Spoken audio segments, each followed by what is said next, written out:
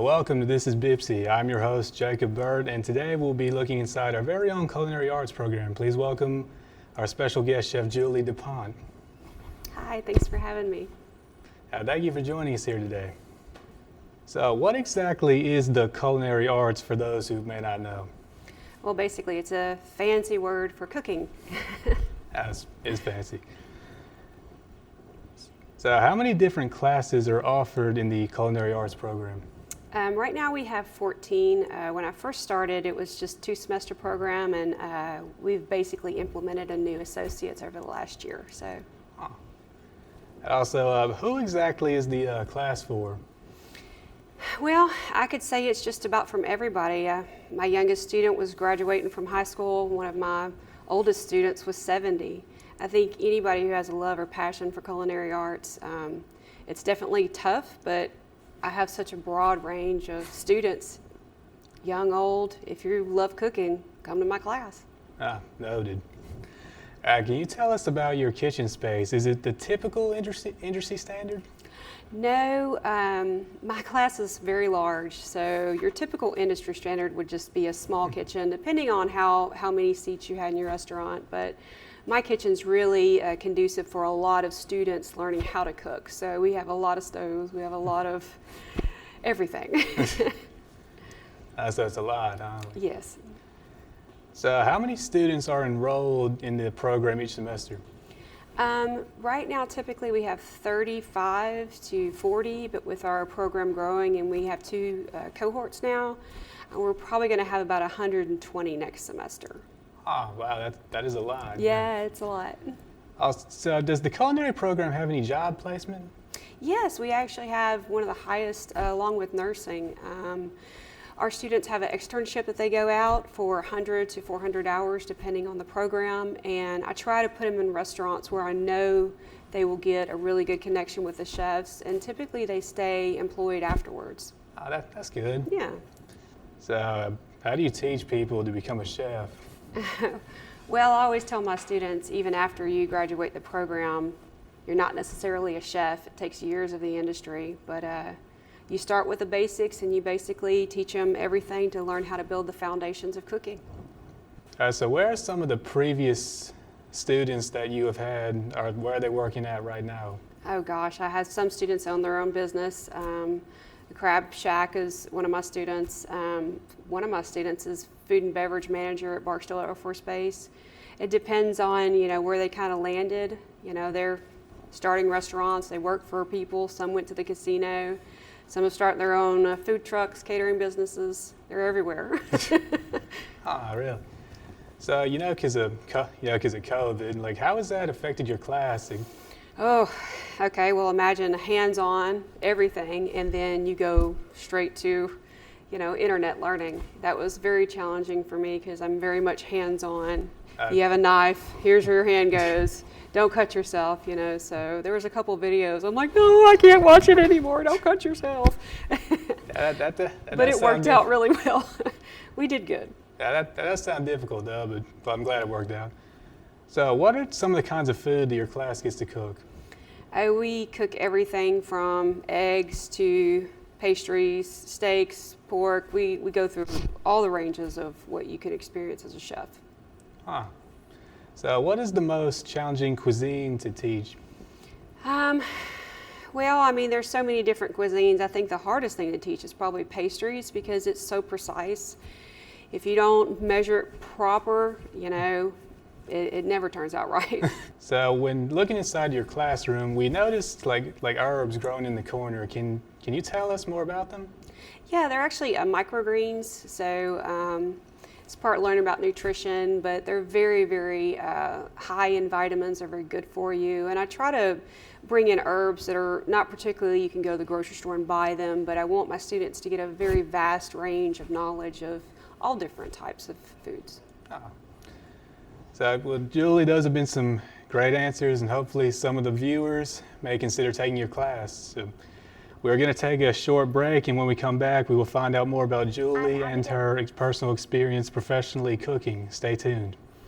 Nursing is a career, it's not a job. It's a passion, It's an art and a science. Yes, you want to go to BPCC. Your career, your future, your aspirations. BPCC's healthcare programs make them a reality. BPCC changes students' lives by opening doors to them so that they can see their future and they can have the qualifications to go out and become whatever they're able to become. It's the best thing that I could have ever done. Hands-on, lifelike scenarios, labs and training. Bossier Parish Community College offers all of this and more. The sim lab, it's really great. I didn't know that no other school had it. Yeah, we have an ambulance, we have simulators, we have task trainers, basically any piece of equipment that a student might see in the field. With a 100% pass rate on certification and licensure exam, and most importantly, 100% employment rate for allied health graduates, BPCC trains with state-of-the-art hospital simulations and EMT emergencies. We always want them to check off a skill in lab on plastic before they do it in real life. We have respiratory therapy, occupational therapy assistants, physical therapy assistants, nursing students, LPN to RN nursing students.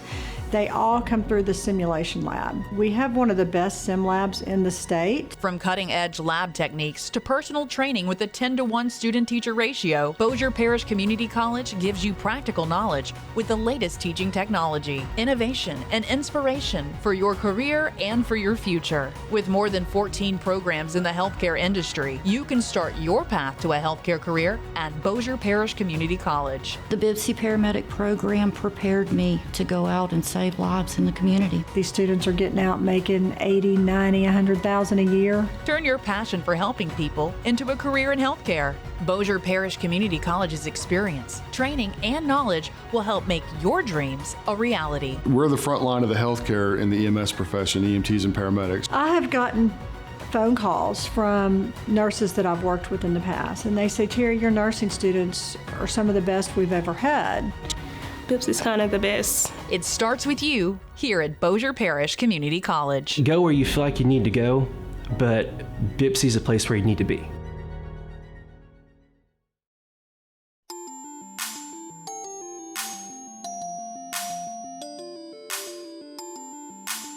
Dominionaire, hey.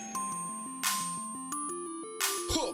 Communication media, hands-on, yeah.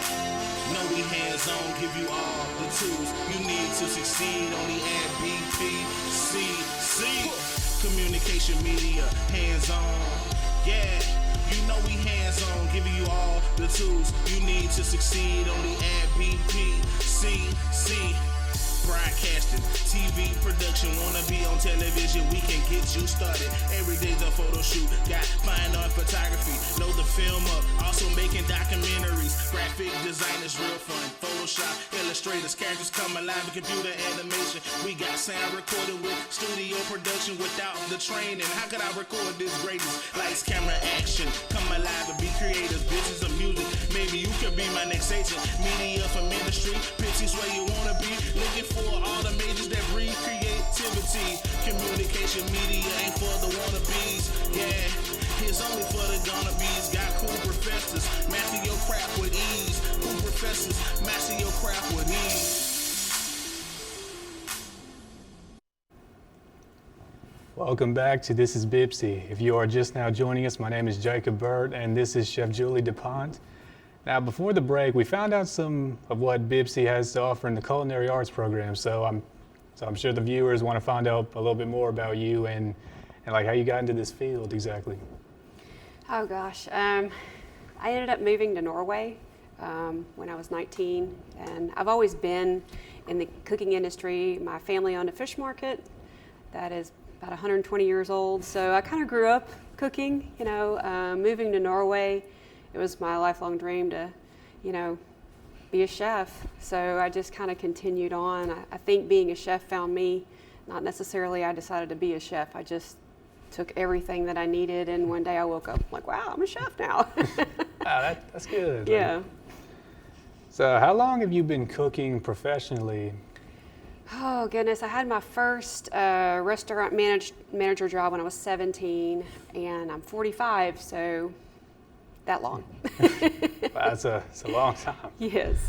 So where did you learn how to cook?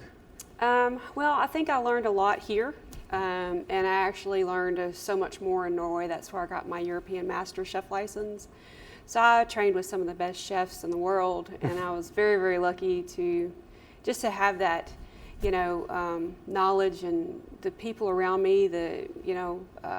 Getting your chef license in a foreign country was very hard. I had to learn a different language, but I'm very good at it now. So I could speak Norwegian. Not too many people can, so it does me no good, but I can if I need it. So yeah, that's how you wanted to become a chef, right? So what made you want to teach culinary? Well, I think being a chef, if you're good at anything, you start teaching, and as a manager, you do train your employees. And I think it was about 9-10 years ago, I decided I wanted something a little less. My boys were still in their teenagers, and I just decided I want to spend more time at home, and that's when I started cooking. So I started teaching. So how long have you been teaching at BPCC? This will be my 9th year. Wow. Yeah. Wow. Yeah. All right, so here are some fun questions. What utensil do you think you use the most and often, and why? I think for me, there's 2, because I'm not just a sweet chef, I'm a savory chef. So my most important tool I use is my chef knife. I use it about 95% of the time. And my other most important tool is my my pastry smoother. So yeah, my spatula. So if you could pick out of the 2, which one would you pick? Depends on what they got me cooking that day. I guess, which foods do you prefer to cook, and why?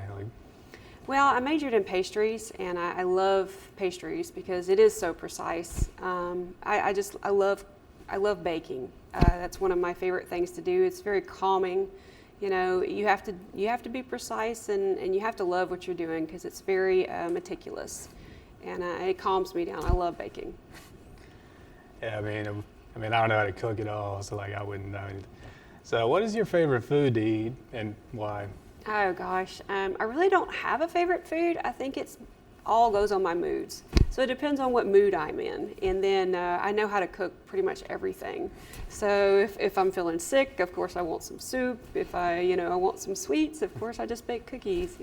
Well, yeah, that makes sense. I'm kind of handy to have around. Yeah, that makes sense. You're a chef, so I imagine you don't have a particular. You cook everything, so I don't imagine you have a particular favorite food. Yep. So what has been one of the worst experiences cooking? Oh gosh. I think a couple of catering events I can name, not specifically, but you're there, you're cooking, and they didn't have power or things like that. But as a chef, you learn to take those experiences and overcome them. So even though there's chaos in the back and there's so much stuff going wrong, you're up front, you smile, you fix the problem, and really no one ever noticed it was going on. It was just those little things you learn to get over those hurdles. That's good. Yeah. So what has been one of the best experiences cooking? I actually got to cook for the King and Queen of Norway when I was there. It was pretty amazing. So and they weren't the King and Queen yet. They were the Crown Prince and Princess at the time, but that was pretty much the most amazing thing. I can actually say I cook for a king and a queen now, so that's pretty cool. It is pretty cool. So we're going to take a short break, and when we come back, we will find more about Julie. Hi,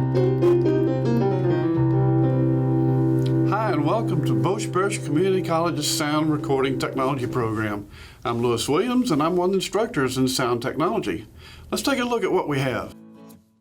All the instructors in the sound program are industry professionals currently working in sound production, whether it be live sound, music performance, or sound recording. We have current and former students who are doing what they love, working in television, radio, recording studios, live sound, in places of worship, and in the movie industry.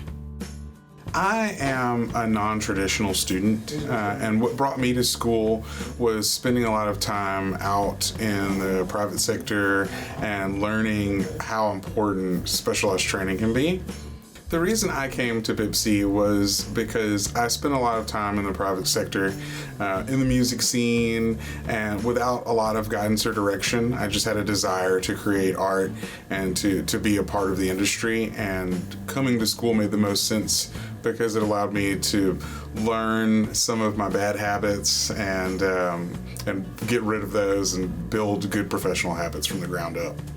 I feel like Bossier Parish Community College's sound recording program will help my career by teaching me the professional standard practices for recording audio, whether for a commercial song for an artist or scoring a movie or doing Foley, understanding the need for organization and the correct process to get those things done. I think it'll be a big help for me in the professional world.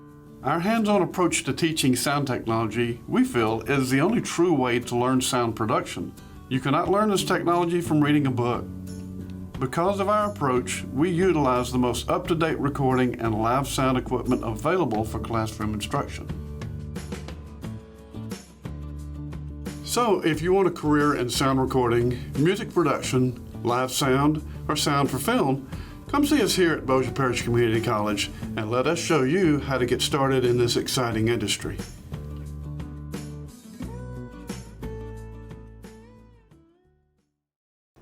Welcome back to This is BPCC. I'm your host, Jacob Bird, and still here is Chef Julie, and she has not left for some reason, so I think I'm doing good so far. As a chef, you'd have to do a lot better than that to make me leave. Okay, so we understand that your husband does ice sculptures, right? So could you tell us more about that? Yeah, it's actually me and my husband. I started doing ice when I was in Norway, and he was doing ice here when I met him. So it's a great business. It's called Red River Ice. And we've been doing ice sculptures now he's been doing them for about 28 years, and I've been doing them for about 16. So how big are your ice sculptures, like, mostly? Well, that depends. The blocks of ice, we actually make our own blocks of ice, and they weigh 300 pounds. Strong. But, typically some of them, if we're building bars, you put several pieces of ice together. We've done so many different ice sculptures, over the years. It's just, it's a really neat process, and I love being an artist and creating something. You have your clients, then give you an idea, and then you can just go with it and make this amazing, sculpture. And the only problem is they do melt, so you got to make them again. So how do you get the color in the ice sculptures? The color is interesting. So you have to carve the ice kind of backwards, and I do a lot of logos and things with the color, but it's actually sand. So if you look at the ice sculpture backwards, you're layering the sand in different areas. So you cut the ice at different dimensions, so it'd be 2 inches, 3 inches, and then you kind of layer your color on top of it. Not everybody thinks it's sand. Everybody thinks I put color water in there, and I usually don't tell my secrets, but for you, I'll tell you. Oh, thank you. So, I love the show Hell's Kitchen, right? So I'm just curious, is what goes on in that show mostly like in your class or like a... Oh, no, I'm very strict in my class. I might joke around here, but if I put my hat on, I'm pretty serious. So Hell's Kitchen, I get it, it's commercialized and he's screaming a lot, but the only time I'd really holler in my kitchen is if you were doing something that was going to hurt you or your neighbor. I try to tell my students, don't burn your neighbor, don't stab your neighbor. You don't want to be burned or stabbed either, So if I raise my voice, it's typically something is going to go very wrong, and I need to make everybody aware to stop what they're doing. Yeah, that's understandable, like you yelling at them. Yeah, yes. Well, and there's a lot of motion going on in a kitchen. There's knives, there's pans, there's slamming. Your vent hoods are loud, and I am deaf. It's very hard to teach in a mask now with COVID. So you have to scream and make yourself known, Not in an angry way, but like, hey, you have to hear me, please, Yeah, that's why I can never be a chef. I couldn't take that kind of pressure or like a... It is very hard. You have to have tough skin. Well, thank you all for joining us here today, and thank you for being here, Julie, and have a great day, and we'll see you next time on This is BPCC. Thank you for having me.